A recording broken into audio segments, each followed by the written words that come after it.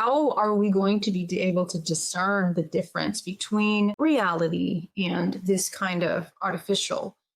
And I mean, it's getting tougher and tougher. Children, younger and younger, are completely connected to technology, and we have to understand how that connection and that attachment is a rewiring of our brain.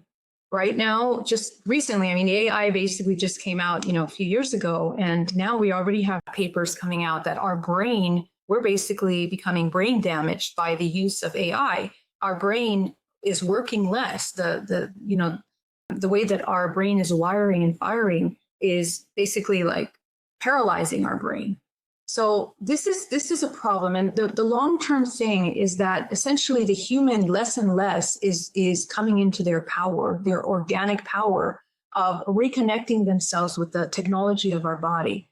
Our body is the most advanced technology that exists on this planet, and actually in many dimensions, just as humans, because of the nature of our evolution and because we are a hybridized race. Within our DNA, we are a portal to many lineages of intelligence, of very far advanced intelligence, consciousness, and understanding. And the reconnection with how our multidimensional body functions activates higher faculties, things like telepathy, things like remote viewing, things like,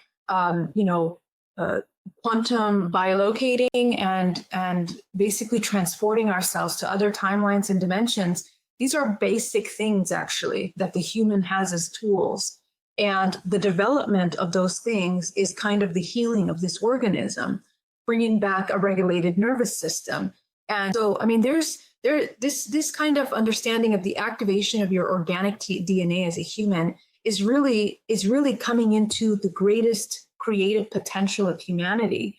And that's being disabled. In fact, I'm going to say it's like deliberately being targeted in very profound ways since the beginning of time, because the system knows how you function more than you know, because we have been completely disconnected from ourselves and from the understanding. We're not talking about spirituality. We're not talking about religion. We're talking about the merging of spiritual sciences, which is something that has been suppressed since the beginning of time.